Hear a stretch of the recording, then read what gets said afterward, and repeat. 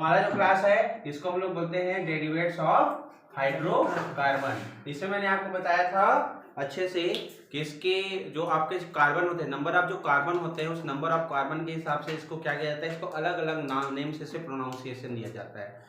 जैसे कि कोई भी आपका क्या होगा, क्या बोलते हैं, कोई भी एलिमेंट होगा जिसमें कार्बन की वैल्यू 1 होगी तो उसे हम बोलेंगे मेथ, 2 होगी तो एथ, 3 होगी तो प्रोप, 4 होंगे तो ब्यूट, 5 में पेंट, 6 में हेक्स, 7 में हेप्ट, 8 में ऑक्ट, 9 में नॉन और 10 में डेक के नाम से जाना जाएगा। मैंने बताया था आपको। तो 9th में जो है इसका हमें ग्रुप दिखता है alkane, alkane, alkene, alkyne group में, जोड़ो छोड़ो और घटाओ। लेकिन जब हम 10th में आते हैं तो 10th में आपको इसको अलग टाइप का नाम दिया जाता है, ठीक है। तो इसमें सबसे इंपॉर्टेंट है बेटा कि इसके 3 ग्रुप्स के बारे में आपको पढ़ना बहुत जरूरी है। इसमें तो मेनली आपको बहुत ज्यादा यूज होगा। एक होगा एल्कोहल, जिसको हम रिप्रेजेंट करते हैं OH से। किससे रिप्रेजेंट करते हैं बेटा? OH से। जबकि एक होता है जिसको हम लोग बोलते हैं एसिड, कार्बोक्सिलिक एसिड, जिसको हम लोग रिप्रेजेंट करते हैं COOH से। इस प्रकार से इसको रिप्रेजेंट किया जाता है। OH से किसको रिप्रेजेंट किया जाता है? अल्कोहल को। जबकि COOH से किसको रिप्रेजेंट किया जाता है? कार्बोक्सिलिक एसिड को। किसको? कार्बोक्सिलिक एसिड को। जबकि इसको किससे किया जाता है बेटा? अल्कोहल से। किससे किया जाता है? अल्कोहल से। अब देखिए अल्कोहल जो होता है जिसमें क्या होते हैं, तो यहाँ पे देखिए 2 चीजें होती है। यहाँ पे हम देखते हैं इसके सामने एक रिप्रेजेंटेशन दिया जाता है R का मतलब होता है एल्किल ग्रुप। क्या होता है? Alkyl group. तो इस R का जो मतलब है ये हो सकता है, या तो हो सकता है CH3, या हो सकता है C2H5, या ये हो सकता है या तो CH3 हो सकता है, या क्या हो सकता है C2H5, C3H7, अलग अलग में इसका अलग अलग नाम आ जाता है। जैसे मेथिल है, ये एथिल है, फिर प्रोपिल, फिर ब्यूटिल, पेंटिल, हेक्सिल, हेक्टिल, ऑक्टिल, नोनिल, डेकिल, ये हो सकता है 10।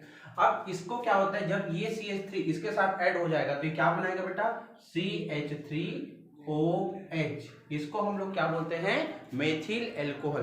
क्या बोलते हैं इसको? मेथिल अल्कोहल, ठीक है।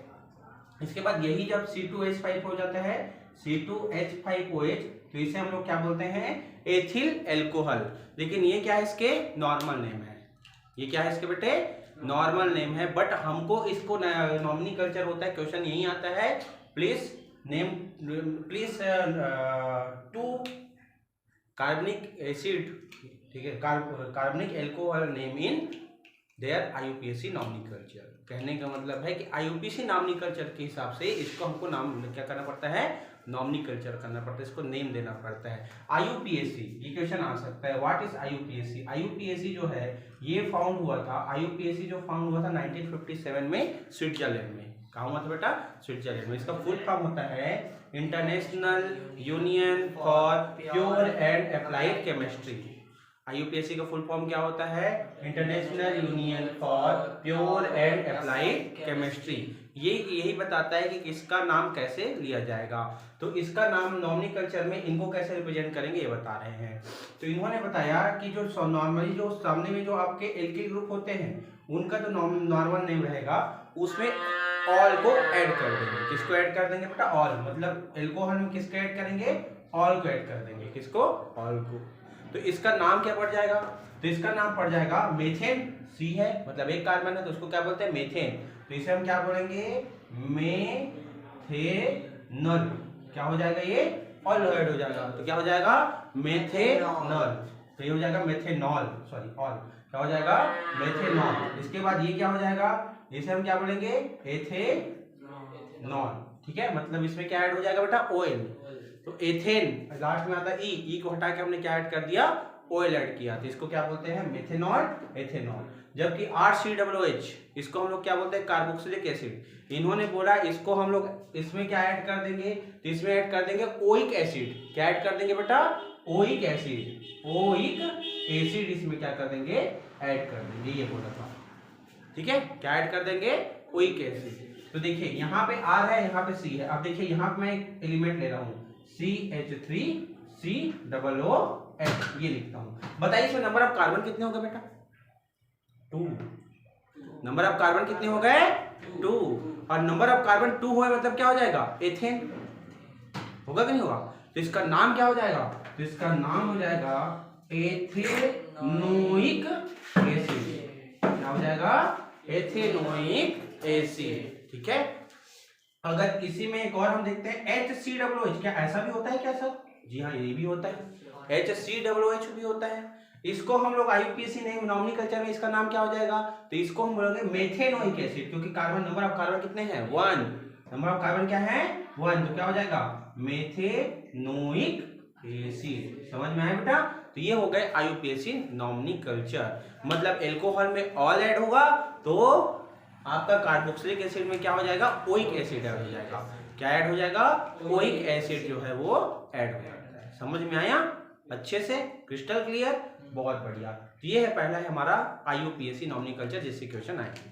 ठीक बेटा, एल्डिहाइड का क्या होगा सर? एल्डिहाइड का अल ऐड हो जाता है, एल्डिहाइड में अल हो जाता है, जैसे मेथेनल, प्रोपेनल, ब्यूटेनल, उसमें उसका जो आपका उसका जो क्या बोल सकते हैं स्ट्रक्चर होता है, आपको पता है वो होता है RCHO।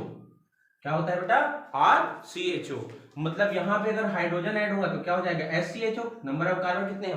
1 को क्या बोलते हैं? मेथेन, तो इसको क्या बोलेंगे? मेथेनल। क्या बोलेंगे? मेथे, इसमें एल ऐड हो जाएगा, AL, इसमें OL ऐड हो जाता है, उसमें क्या हो रहा है? एल ऐड हो रहा है। जैसे अगर CH3CHO है तो देखिए नंबर ऑफ कार्बन कितने हो गए बेटा? 2। नंबर ऑफ कार्बन 2 हो गए तो इसको हम लोग क्या बोलेंगे? एथेनल। क्या बोलेंगे इसको बेटा? एथेनल बोलेंगे। समझ में आया? कोई प्रॉब्लम? ठीक है, बंद कर दे।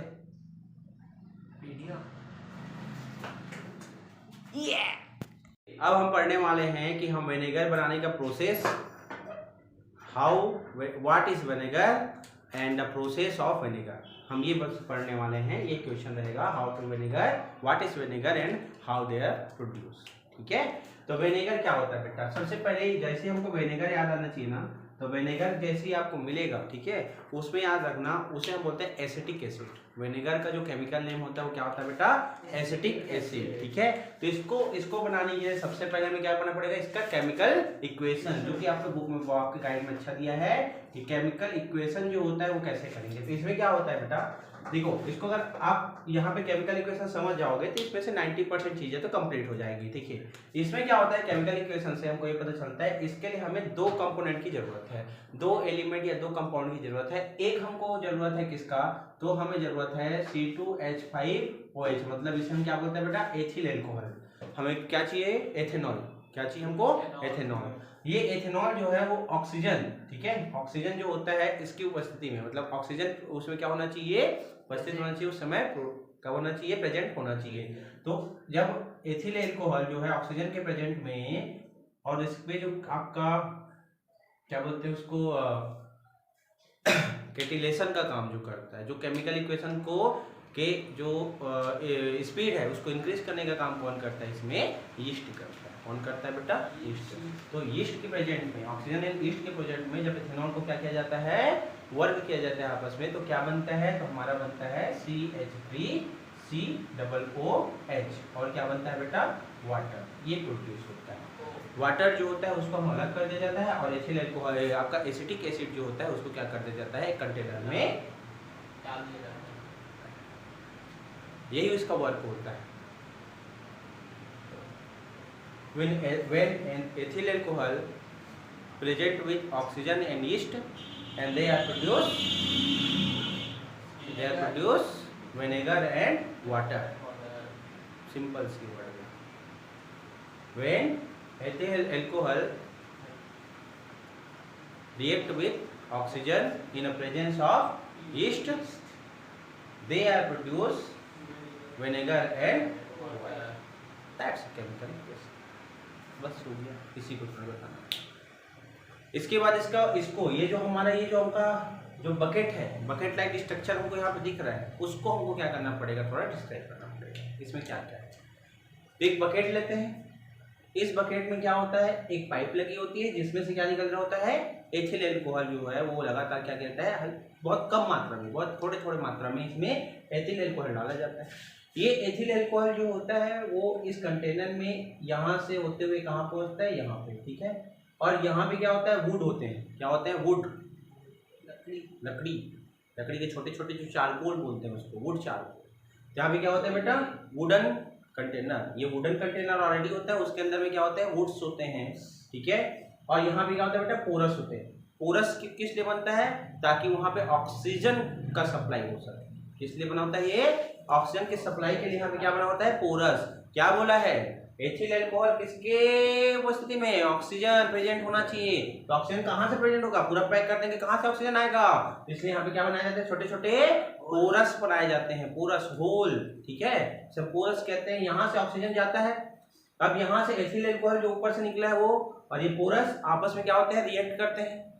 क्या होता है बेटा? इसमें रिएक्शन होता है।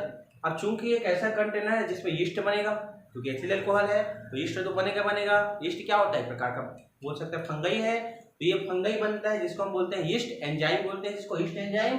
इसकी उपस्थिति में यहाँ पे क्या होता है? वर्क होता है। और वर्क होने के बाद इसमें से क्या बनते हैं? थोड़े थोड़े लेवल में, बहुत छोटे छोटे स्मॉल स्केल में क्या बन जाते हैं? यहाँ पे विनेगर बनता है, जो इस नली के थ्रू इस कंटेनर में क्या कर लिया जाता है? कलेक्ट कर लिया जाता है। ये पूरा इसका वर्क प्रोसेस है। यहाँ से एथिल अल्कोहल आया, वुड से क्या किया? रिएक्ट किया with the presence of oxygen. Oxygen के लिए क्या बना है? यहाँ पे छोटे छोटे होल पोरस या स्पोर्स बने हुए हैं। यहाँ से ऑक्सीजन से रिएक्ट कर रहे हैं और थोड़ा उसके बाद जितना आपका विनेगर बनेगा उसे इस कंटेनर में क्या कर लिया जाता है? कलेक्ट कर लिया जाता है। यही इसका पूरा वर्किंग प्रोसेस है। कंप्लीट।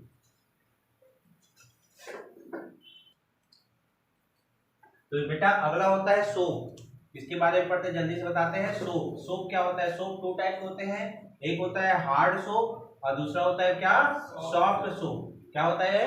हार्ड सोप और सॉफ्ट सोप। हार्ड सोप में मिलाया जाता है क्या? सोडियम। और सॉफ्ट सोप में क्या मिलाया जाता है? पोटेशियम। बस याद रखना, पोटेशियम मिलाने से कोई भी जो आपके सोप होते हैं क्या हो जाते हैं? सॉफ्ट सोप हो जाते हैं। और सोडियम मिलाते हैं वो क्या हो जाता है? Hard soap. जैसे नीमा सैंडल एक हार्ड सोप है। क्या मिलाया जाता है उसमें? सोडियम मिलाया जाता है ना। और इसके अलावा आपको पता है और बहुत सारे सोप आते हैं, लाइक मिल्की वो क्या बोलते हैं? डव जो शैम्पू जो होता है वो किसका बनता है? पोटेशियम का। हमको क्या लगता है कि उसमें दूध मिलाया है? दूध नहीं बेटा, पोटेशियम मिलाया है। ठीक है, तो पोटेशियम नाइट्रेट। ठीक है, तो सोडियम से, सोडियम जिसमें अगर सोडियम के एटम होंगे, वैसे याद रखेगा ये उच्च वसी लवण होते हैं, हाई फैटी सॉल्ट होते हैं। क्या होते हैं बेटा? High fatty salt. तो सोडियम हाई फैटी सॉल्ट से क्या बनता है आपका बेटा? Hard soap. और पोटेशियम हाई फैटी सॉल्ट से क्या बनता है बेटा? Soft soap. समझ में आया? हाई फैटी सॉल्ट, मैंने वर्ड यहाँ पे क्या बताया? High fatty salt. इससे क्या बनता है? सूप बनते हैं। अगर इस हाई फैटी सॉल्ट में सोडियम किस रिलेटेड सॉल्ट है तो क्या बनेगा? Hard soup. और इस हाई फैटी सॉफ्ट सॉल्ट में यदि पोटेशियम ऐड है तो क्या बनेगा? वो सॉफ्ट सोप क्रिएट। समझ में आ गया? That's a soap. That's a soap. That's a soap. चलिए अब आते हैं हम लोग मिरर में। किसमें आते हैं बेटा? मिरर। आपको पता है हमारे 10th में जो है आपको 2 यूनिट मिलेंगे। एक है reflection and refraction of plane surface, reflection and refraction of spherical surface. So we are know that's a plane mirror,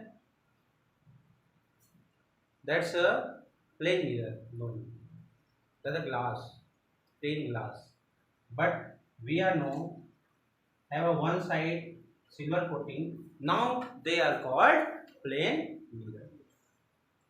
And when one spherical part in our hand, one spherical part when spherical part in one hand, okay, this is the center of this spherical object, that's called center of curvature. बनकर ये क्या है? That's called center of curvature. And now we are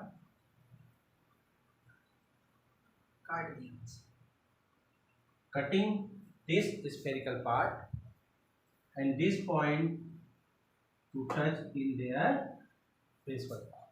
That's called pole. That's called pole. Okay. Distance between pole and center of curvature is called radius. Is called radius. Radius of curvature. Distance between pole and center of curvature is called PC is equal to R. Radius of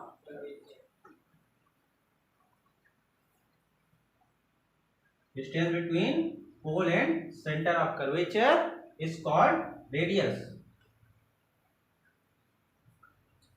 Half of radius is called focal length. Half of radius is called focal length.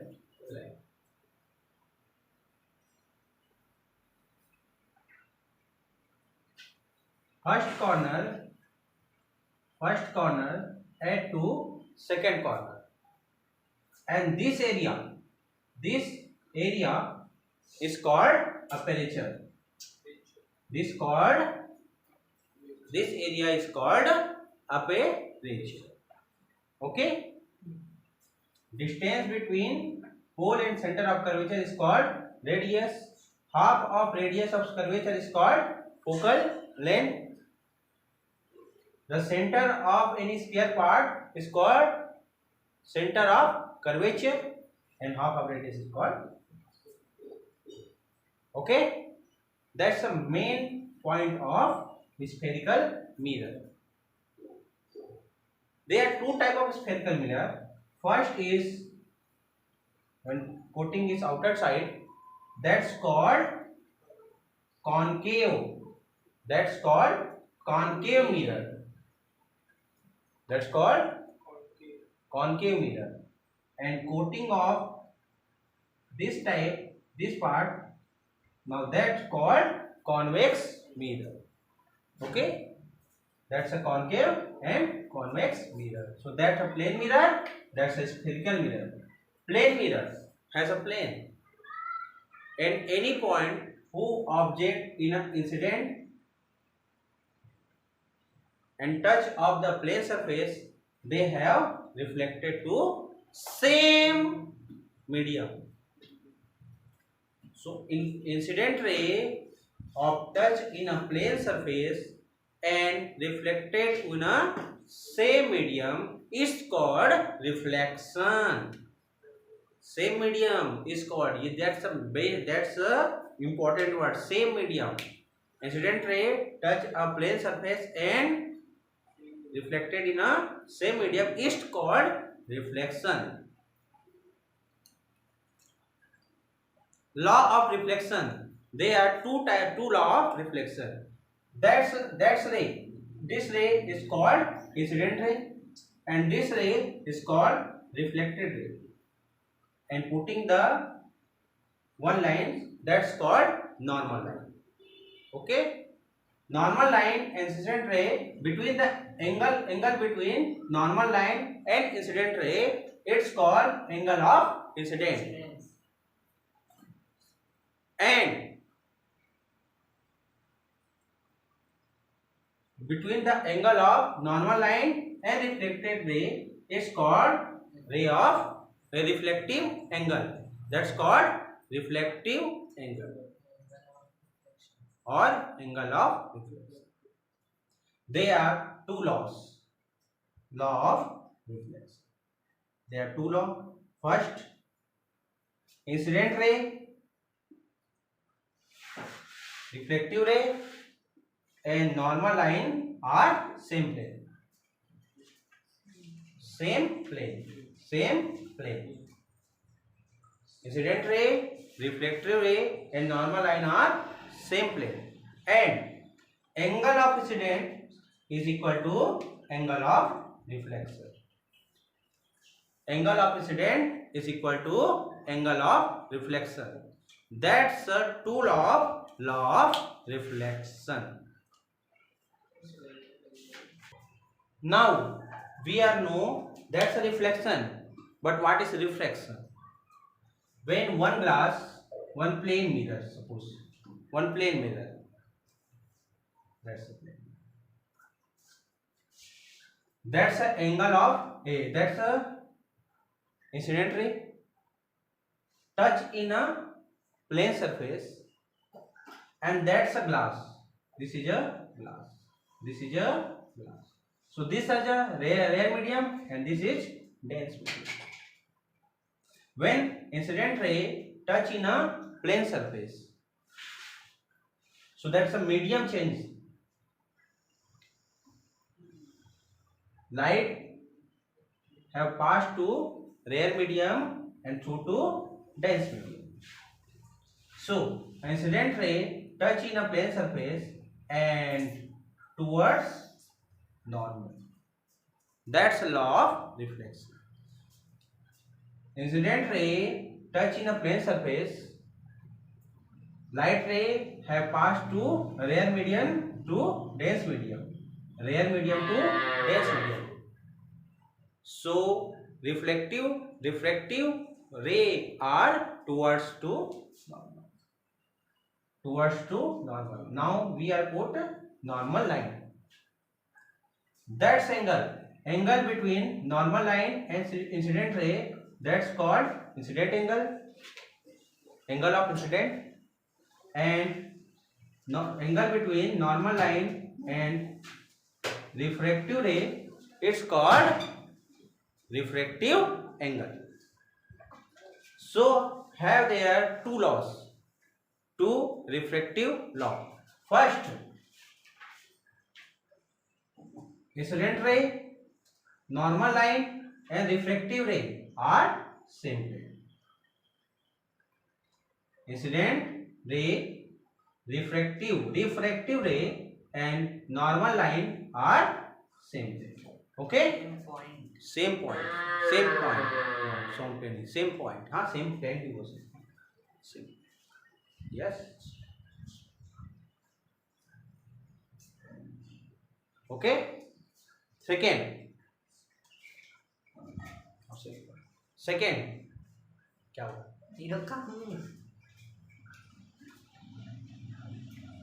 Sign of incident angle and sign of refractive angle. Sign of incident angle and sign of refractive angle in their ratio are constant. In their ratio are constant. Means mu is equal to sin I upon sin of incident angle and sin of refractive angle are constant. They are two laws. First law, incident angle, refractive angle and normal line are same point. Second, sign of incident angle and sign of reflective angle, their ratio are constant. That's called law of refraction. That's a law of reflection and that's a law of refraction. Okay. So now we are talking about theory of relativity, theory of reversibility of light. Theory of reversibility of light. We are know, I said two major points. First point is when a plane glass, that's a plane. Light ray coming to rear end touch the plane surface and towards the normal. So that's a point of, that's a rare medium, that's a denser medium. We are know law of reflection. When light ray incident of a rare medium and going through the denser medium towards a normal line. Normal line पे क्या आ जा रहा है, ये पास आ रहा है. लेकिन अगर यहाँ पे क्या बोला बेटा, डेंसर मीडियम से जब रेयर मीडियम में आएगा, जब लाइट रे क्या होगा डेंसर मीडियम से रेयर मीडियम में आएगा, तो देखिए ये यहाँ से क्या हो जाएगा अवे टू नॉर्मल, मतलब नॉर्मल लाइन से क्या हो जाएगा दूर जाएगा. इसमें नॉर्मल लाइन की क्या रहा है पास आ रहा है. जब रेयर से डेंस मीडियम में आएगा तो क्या हो जाएगा नॉर्मल लाइन के पास आएगा, और जब डेंसर से रेयर में जाएगा तो क्या हो जाएगा नॉर्मल लाइन से दूर चला जाता है। अगर ये हमको पता है, और ये सबसे पहले यही बनाना है। When light pass to rare medium to denser medium towards to normal, and light was reflected to denser to rare medium, passes to denser to rare medium, they are away to normal light. So these 2 point is using of theory of reversibility of light. When light ray passing through rare medium to denser medium, rare medium to denser medium, we are know light ray which reflected to rare to denser medium, they are towards to normal. That's the angle of incident, that's the angle of refraction. When light ray pass to OMA, light ray pass light incident ray OM, यहाँ पे लिखना, OM is a incident ray and MA is a refractive ray. MA is a refractive ray and OM is equal to OM is a incident ray, and PQ are a normal line. PQ are a normal line.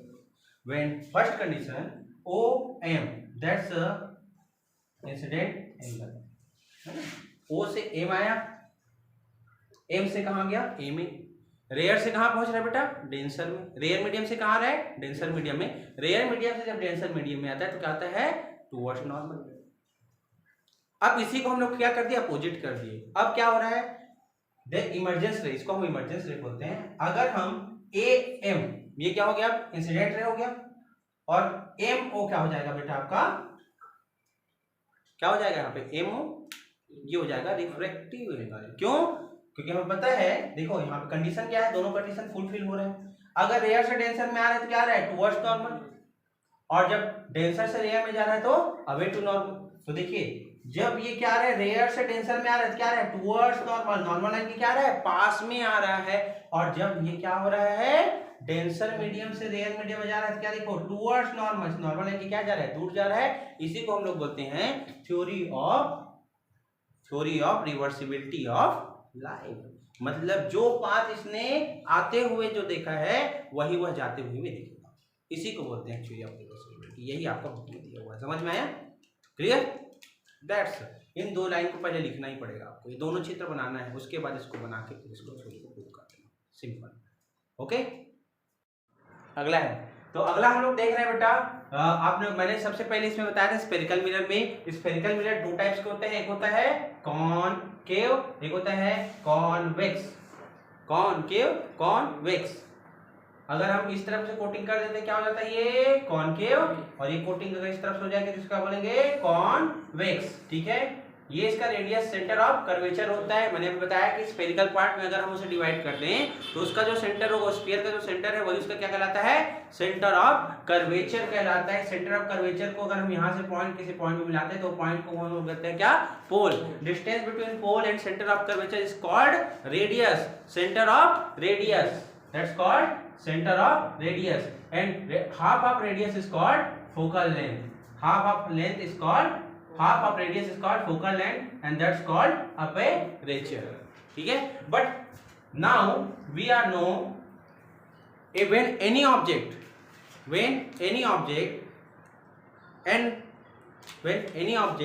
that's an incident of spherical part and they are created image। कहने का मतलब ये है कि कोई भी object होता है उसका इमेज फाउंड करने के लिए हमको मिनिममली 2 लाइंस की, 2 लाइट रे की जरूरत पड़ेगी। पता है ना आपको, मिनिममली सपोर्ट टू 2 लाइंस, ठीक है। यहां से हम देखते हैं कि कम से कम 2 लाइट्स अगर मिलेगा तभी जाके उसका क्या होता है, इमेज फॉर्मेशन होता है। लेकिन आपको ये पता होना चाहिए कि स्फेरिकल पार्ट में कैसे जो है लाइन जो है वो कनेक्टेड होता है, ठीक है। कहाँ से जाएगा, कैसे उसमें क्या बोलते हैं उसको, चेंजेस आता है। तो देखिए यहाँ पे अगर लाइट रे जो है, अगर लाइट रे प्रिंसिपल एक्सिस, जिसे क्या बोलते हैं बेटा, प्रिंसिपल एक्सिस होता है ना।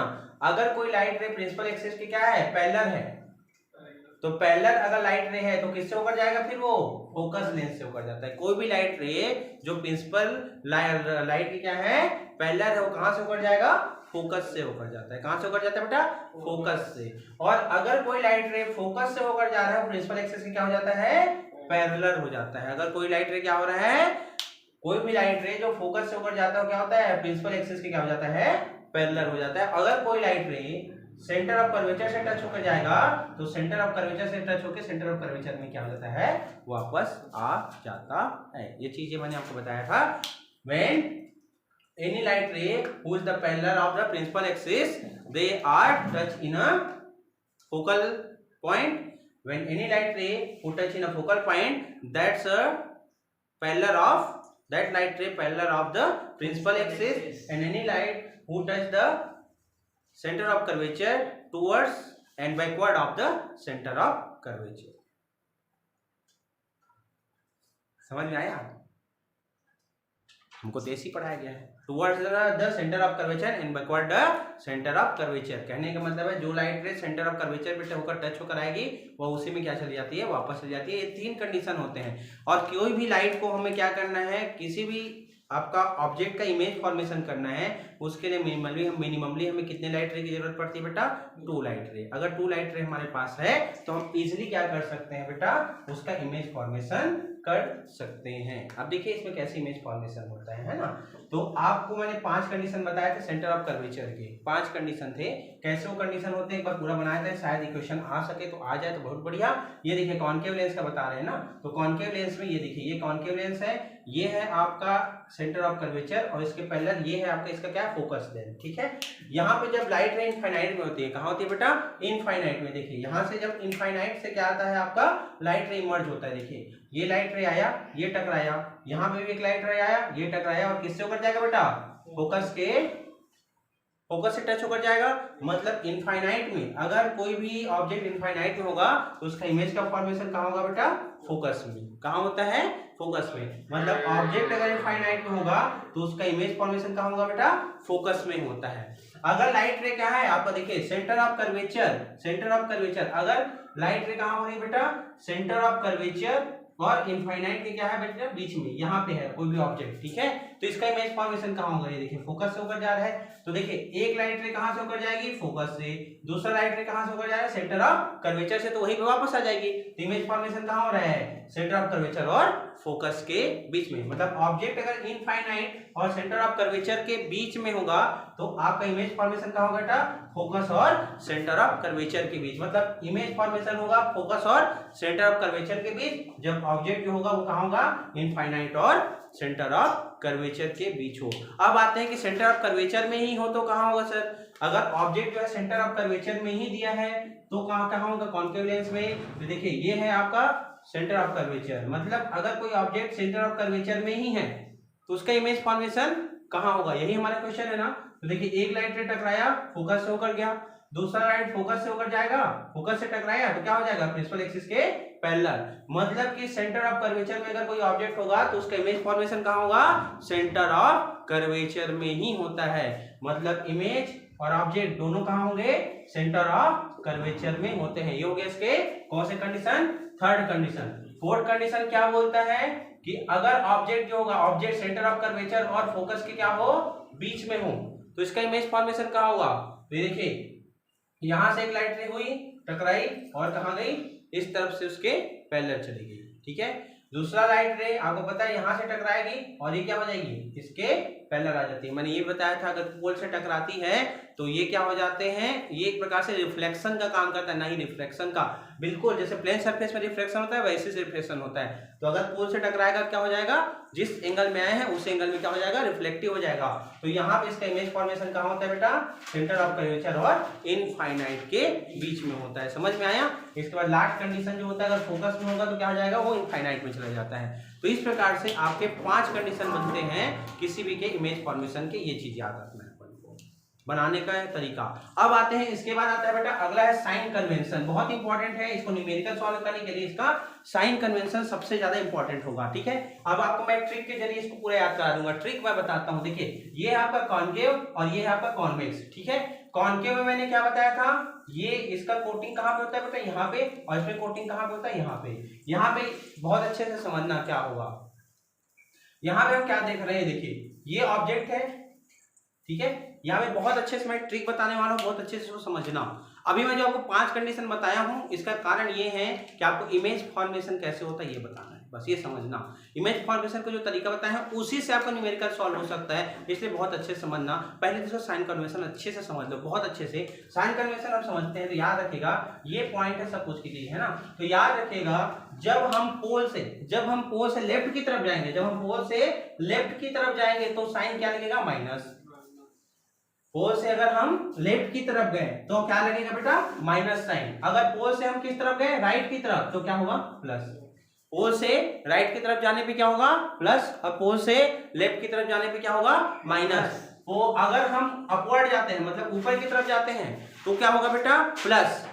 हमेशा पॉजिटिव तो प्लस ही होगा, और जब नीचे जाते हैं तो क्या हो जाता है, वो माइनस। अगर ये 4 चीजें पता है तो बस हो गया। यही है आपका मिरर का इंपॉर्टेंट पॉइंट। अब देखिए कॉन्केव और कॉन्वेक्स में आप क्या देखते हो, ऑब्जेक्ट होता है इस तरफ कॉन्वेक्स में, और इमेज का फॉर्मेशन किस तरफ होता है, इस तरफ।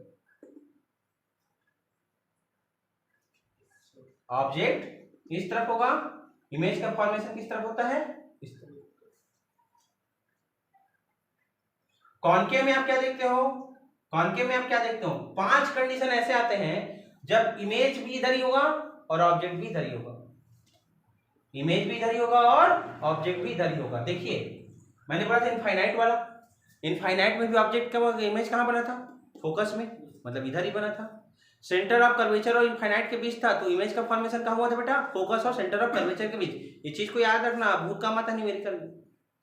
अगर सेंटर ऑफ कर्वेचर में है तो सेंटर ऑफ कर्वेचर में बनेगा, सेंटर ऑफ कर्वेचर और फोकस के बीच में है तो सेंटर ऑफ कर्वेचर और फोकस के बीच में है तो इमेज कहां बनेगा, सेंटर ऑफ कर्वेचर और इनफाइनाइट के बीच में। अगर फोकस में है तो कहां पे बनेगा, मतलब हम क्या देख रहे हैं, पांचों कंडीशन में एक चीज ध्यान दी आपने, कॉन्केव लेंस के 5 कंडीशन में आप एक चीज बस देख रहे हो कि ऑब्जेक्ट भी इधर ही है और इमेज का फॉर्मेशन भी इधर ही हो रहा है। मतलब यहाँ पे ऑब्जेक्ट को पता है, डिस्टेंस ऑफ ऑब्जेक्ट को हम u से सपोज करते हैं और डिस्टेंस ऑफ इमेज को हम लोग v से सपोज करते हैं, तो u भी माइनस में रहेगा और v भी माइनस में रहेगा। लेकिन एक कंडीशन बस है जहां पे v पॉजिटिव में रहेगा, u माइनस में रहेगा, कॉन्केव लेंस में, कॉन्केव मिरर में, कॉन्केव।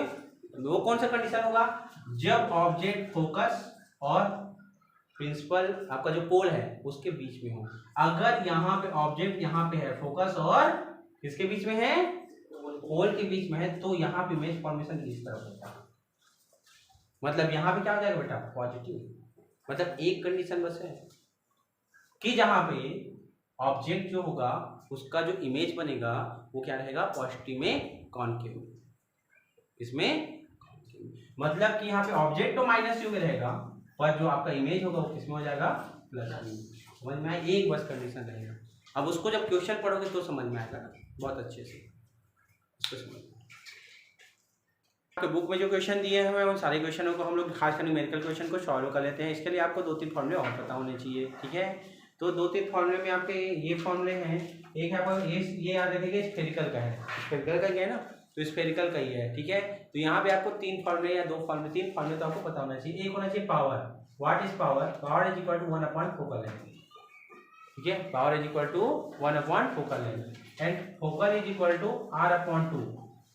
ये फॉर्मूला आपका है। Magnification is equal to v upon u, magnification is equal to v upon u। Distance of object and distance of image upon distance of object, इसे हम i upon o के नाम से भी जानते हैं, ठीक है। Magnification is equal to i upon o v upon u। ये अगर 3 फॉर्मूले आपको पता है तो आप कोई भी क्वेश्चन को सॉल्व कर सकते हो। दूसरी बात, एक होता है आपका मिरर फॉर्मूला। मिरर फॉर्मूला होता है 1 upon f is equal to 1 upon v plus 1 upon u, that's a mirror formula. So now we have put and length formula is 1 upon f is equal to 1 upon b minus 1 upon u. That's a less formula, but this is a mirror formula. 1 upon f is equal to 1 upon b minus plus 1 upon u. Now we are put a question. What will be the power of convex lens? The focal length of 50 centimeter. So first question are focal length are 50 centimeter. Find their focal length are there 50 centimeter. Find the power of lens. Find the power of lens. We are know power is equal to 1 upon f. So answer is 1 upon 50. 1 upon 50. But this is a centimeter.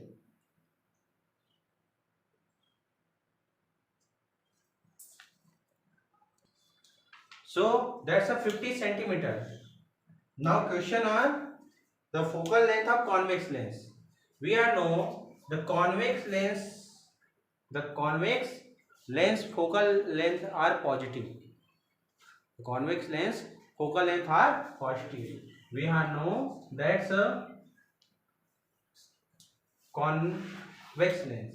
That's a convex lens. Their focal length are positive. And concave lens their focal length are minus. So what will be the convex lens? The focal length is 50 centimeter. So we are know that's a 50 centimeter. And we are know हमें पता है कि जो आपका distance होता है उसे हमें क्या करना होता है बेटा, उसका ऐसा यूनिट क्या होता है, मीटर होता है. क्वेश्चन में दिया है सेंटीमीटर, चेंज करना है हमें मीटर में. तो 50 सेंटीमीटर को हमें चेंज करना होगा मीटर में. तो क्या करेंगे 100 से डिवाइड, और 100 से डिवाइड करते क्या हो जाएगा 1/2. ठीक है, क्या हो जाएगा ये 1/2 होगा कि नहीं होगा. तो ये क्या हो जाएगा 1/2 मीटर. सो हम यहाँ पे इसको लिखते हैं, मतलब f इज इक्वल टू क्या हो गया 1/2 metre. So now the power of 1/1/2. 2 कहाँ चला जाएगा बेटा ऊपर. So answer is p is equal to 2 dioptre. p is equal to 2 dioptre. That's the answer. When any, मतलब याद रखिएगा आपको कि जो हमेशा याद रखना है, बहुत इंपॉर्टेंट पॉइंट बता रहा हूँ. कॉनकेव लेंस हमेशा माइनस में होता है और कॉन्वेक्स लेंस का फोकल लेंथ हमेशा प्लस में होता है. कॉन्वेक्स का क्या हो जाएगा पॉजिटिव और कॉनकेव का हो जाएगा माइनस. तो जैसे हमें पता है कि हम जो बच्चे लोग होते हैं जिनका एज 40 से पहले है, उनको जनरली जो चश्मे लगते हैं किस में लगते हैं बेटा, कॉनकेव लेंस के. इसलिए उसमें माइनस शो किया जाता है. और जो 40 के बाद जो लगते हैं जिनको पास का नहीं दिखता है, उसके लिए हम किसका यूज करते हैं, कॉन्वेक्स लेंस का. समझ में आया. तो ये होता है आपका पावर से related question. One concave mirror ना, not a convex. Convex is positive but concave focal length are minus. One concave mirror their focal length are 200 centimetre. Find their power of value, the value of power.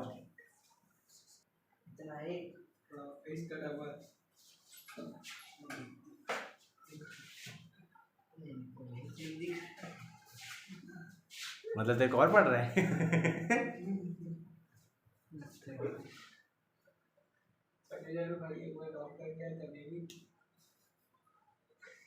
चुप रहे solve कराते हैं. ठीक है. Now we are putting one type of question जिसमें हम क्या करेंगे, मिरर फॉर्मूला का यूज करने वाले हैं. देखना ध्यान से समझना बेटा. यहाँ पे क्वेश्चन जो होता है उसका इमेज बना लोगे तो और बेटर होगा. An object is placed of the 15 centimeter, the pole of concave mirror.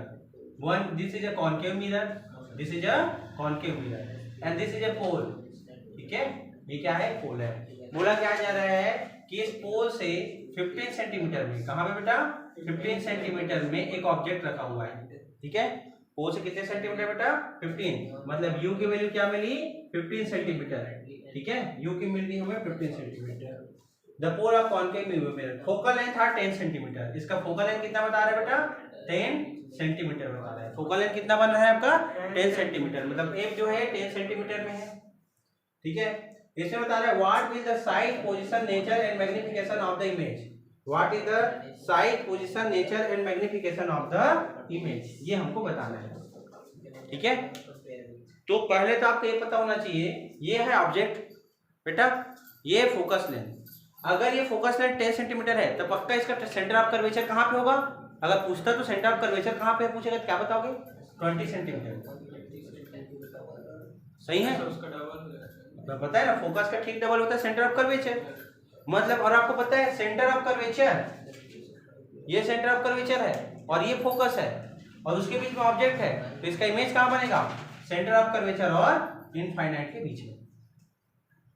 Sir मतलब फोकस बताया था मैं, बहुत अच्छे से देख लो। सेंटर ऑफ कर्वेचर और फोकल लेंथ के बीच में है, तो इसका इमेज का फॉर्मेशन कहाँ होगा? सेंटर ऑफ कर्वेचर और इनफाइनाइट के बीच में। मतलब ये ऑब्जेक्ट यहाँ पे है तो आप ऐसा बना सकते हो कि इसका इमेज का फॉर्मेशन कहाँ होगा? इसका इमेज का फॉर्मेशन कहाँ होगा? होगा, सही है कि नहीं है? मतलब अब ये जो इमेज है 20 सेंटीमीटर के बाद ही बनेगा, पहले बनेगा बेटा। तो देखो ये u की वैल्यू कितनी दी है? 15 सेंटीमीटर। v की वैल्यू कितनी दी है? और v की वैल्यू हमको नहीं दिया है, f की वैल्यू दी है कितना? 10 सेंटीमीटर। हमें पता है कि जो आपका ऑब्जेक्ट है वो कहाँ पे है? सेंटर ऑफ कर्वेचर और फोकस के बीच में है। मतलब ये क्या होगा? निगेटिव में होगा। तो ऑब्जेक्ट भी किस में होगा? निगेटिव में। फोकल लेंथ भी किस में होगा? निगेटिव में। हमको निकालना क्या है? v, और v भी किस में आएगा? निगेटिव में, क्योंकि है कौन सा मिरर? Concave mirror. बनते साथ ही समझ में आना चाहिए। बस अगर ये ऑब्जेक्ट जो है 10 सेंटीमीटर से पहले होता तब जाके इसका इमेज पॉजिटिव में आता, बट इसमें इमेज भी आएगा, इसमें निगेटिव में। तुरंत हमारे दिमाग में क्लिक करना चाहिए। फॉर्मूला क्या है बेटा? 1/f is equal to 1/v plus 1/u। Okay, रख देते हैं यहाँ पे 1/f, f की वैल्यू क्या है? -10 is equal to 1/v plus 1/-15। सही है, ये क्या होगा? इस तरफ आएगा तो क्या आ जाएगा बेटा? 1/v is equal to 1/-10 plus, क्योंकि माइनस इस तरफ जाए क्या हो जाएगा? प्लस में 1/15। दोनों के एलसीएम क्या आएगा? 30। क्या आएगा बेटा? 30। तो क्या हो जाएगा? 10 3 जा 30, मतलब -3 प्लस 2। आंसर क्या आएगा? 1/f is equal to -1/30। So v is equal to, ये सॉरी 1/8 बोल रहा हूँ, v is equal to -30। That's answer. समझ में आया? v is equal to -30, that's the distance of object. ये फर्स्ट चीज। फिर आता है magnification. Magnification is equal to -v/u होता है। मैग्निफिकेशन क्या होता है बेटा? -v/u होता है। v माइनस और -v मतलब क्या हो जाएगा? -30 अपॉन u की वैल्यू क्या है? -15। ये माइनस माइनस तो कैंसिल हो जाएगा कि माइनस बचेगा। 15 2 जा 30, तो आंसर क्या आ जाएगा? -2। सो m इज इक्वल टू -2। समझ में आया? साइज क्या होगा? बड़ा होगा। ऑब्जेक्ट से इमेज का साइज क्या होगा? बड़ा होगा, इनवर्स होगा एंड रियल होगा। समझ में आया? तो ये आपका पूरा बताया है। इसमें इंपॉर्टेंट है मैग्निफिकेशन और distance of image. Clear? Clear बेटा? Is it clear? Is that clear? One object, their distance are object distance are 30 centimeter. Object distance are 30 centimeter. मैं माइनस हो गया। Object distance are 30 centimeter and their image distance are 50 centimeter. 50 centimeter. Find their focal length. In a concave mirror, na? In a concave mirror.